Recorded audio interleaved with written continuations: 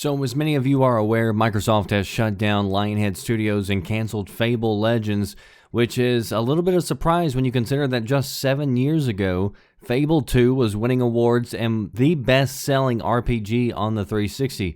And then here we are today, and it's all gone. Now, it would be easy to point the finger at Lionhead and say, well, it's your fault. You know, you had a successful RPG series with a loyal following. You had Fable 1, 2, and 3. They all did fairly well. They were all profitable. And then you had Lionhead just seemingly, turn its back on it. And then they put out Fable The Journey, which was that shitty Kinect game that was on rails. And then they were working on Fable Legends, which, again, was a completely different type of game from what the RPG fans like myself had wanted. But it turns out it may not be Lionhead's fault, and it appears that the fault was actually with Microsoft. Eurogamer, they put out a lengthy article, and when I say lengthy, I mean it. This could almost qualify as a short story, and you could use Cliff Notes, but it basically tells the story of a studio from beginning to end. It has a ton of information in it. It's a really good read to get a better behind-the-scenes look at a major studio and Microsoft themselves, but it talks about how Lionhead was actually like the name of a hamster that one of the devs had, so that's how they got their name, Lionhead. It tells the story of Kate and Milo, that E3 demo that was a lot more fantasy than it was reality. There's a lot of smaller stories within this article that have made the headlines over the last week or so, and so I'm just going to touch on a couple of the bigger ones in this video. So, first off, Phil Spencer claims that he wants studios to have the freedom to work on their own projects, and he's mentioned this multiple times about how he doesn't want checkboxes to have to be checked off when developers have an idea for a game. They want them to have creative freedom. But this wasn't always the approach, especially when Don Matrick was in charge. Eurogamer says they had 3 different sources that collaborated this information, that it was Microsoft who pushed Lionhead to create Fable The Journey so that they could push Kinect and that technology. And Lionhead Studios actually said very few people were actually interested in working on this game. Lionhead actually wanted to push forward with Fable 4. They said that they wanted to use Unreal Engine 4. They had a narrative that it was going to be grittier and darker. It was going to be like this rated R story that took place in a more technologically advanced setting, and they compared it to something like out of a Jules Verne novel. They said everybody was on board, everybody was excited about it within Lionhead Studios.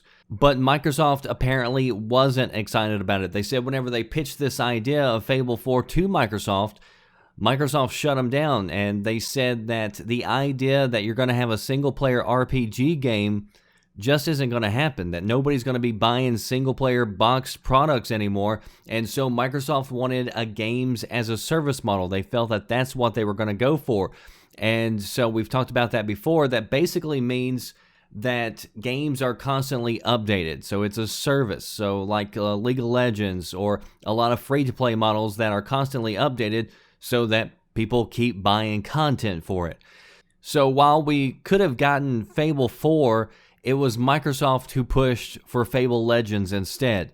And so you've got a product that they said nobody in the studio actually wanted to work on it. They wanted to work on Fable 4, but Microsoft didn't want it, which means you're going to have a product with no heart in it, right? Nobody wants to work on it. Nobody's really into it. The best products are the ones that people want to work on, the ones that they want to make.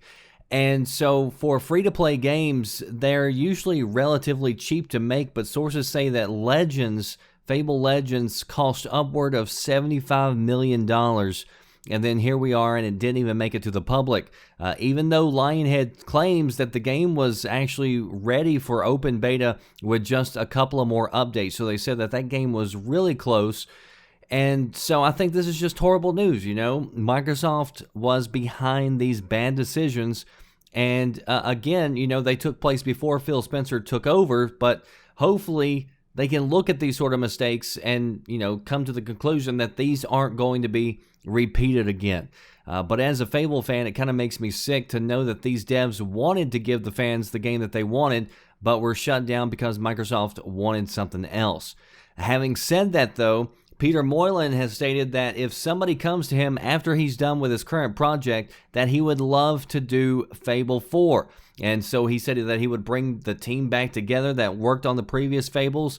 And so I guess there's still a chance of that happening, but because, I mean, Microsoft still owns the IP. There were talks of selling off the studio, but Microsoft wouldn't let go of the IP, and so anybody who wanted to buy it, they of course were wanting Fable to come along with it, but Microsoft said no.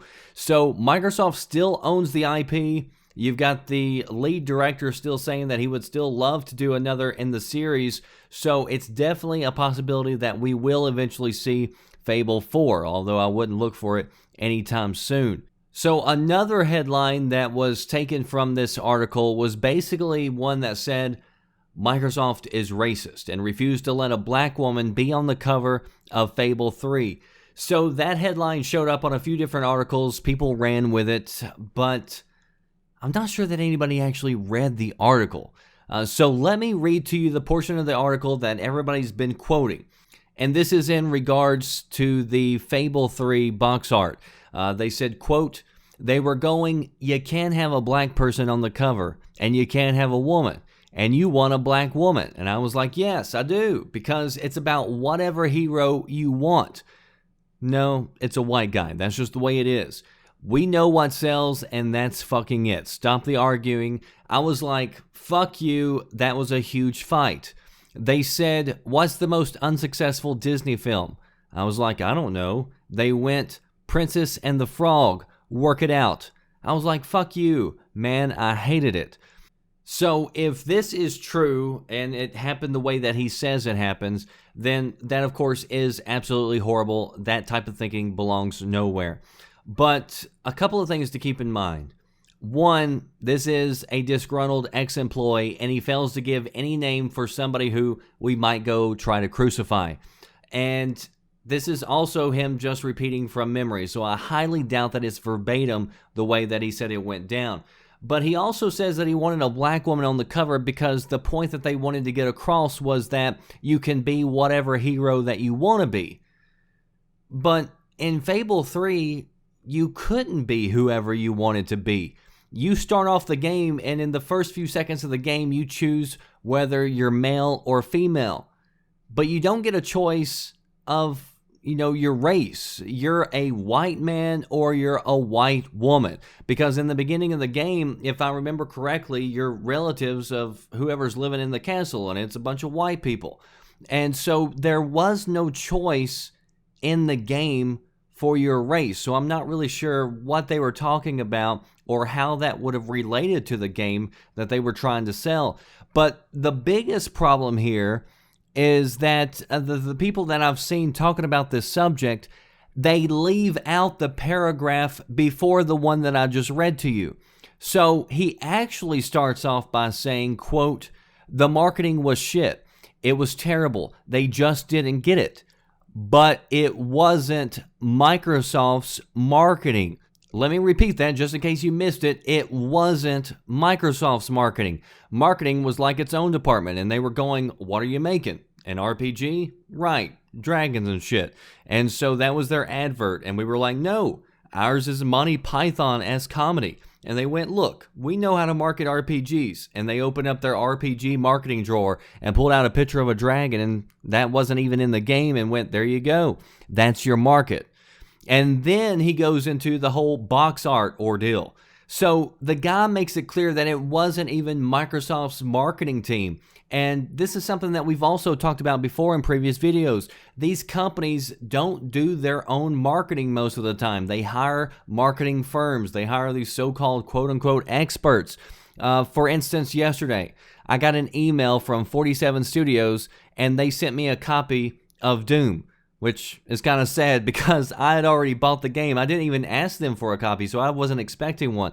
Not that I'm complaining, by all means. I gave it to one of my friends, but it wasn't Bethesda who came out and sent me this copy of the game. It wasn't Bethesda who I was talking to. It was a marketing company that Bethesda had hired. And so Microsoft has their own in-house marketing, but they also mainly hire outside experts. And they do this routinely. They've been doing it now for a very long time. And so the way that this guy tells the story, that's exactly what it sounds like. Now, that doesn't make this conversation any better. It's still a terrible convo if that's the way that it happened and went down. But, just about everybody that I heard, they were making it out as if Microsoft themselves were being racist, and nobody bothered to actually read the article and to quote the paragraph before the one that is so bad, where he states that it wasn't Microsoft. But it's like somebody on Twitter said, reading an article and getting facts isn't as important as a headline to most. Regardless, Microsoft should have been made aware that the people that they had hired out possibly to do this, that they were making these sorts of statements, and hopefully that's all been taken care of because that all happened several years ago. But of course, that type of thinking deserves nowhere to be in the gaming industry or any other type of industry. So if you want to read this article, I'll leave a link down below. Post below, do you think we're going to see Fable 4? And do you think the idea that they pitched for Fable 4 would have been a lot better than Legends? That does it for me, the Red Dragon. I'll see you next time. Thanks for watching. Are you listening? Damn.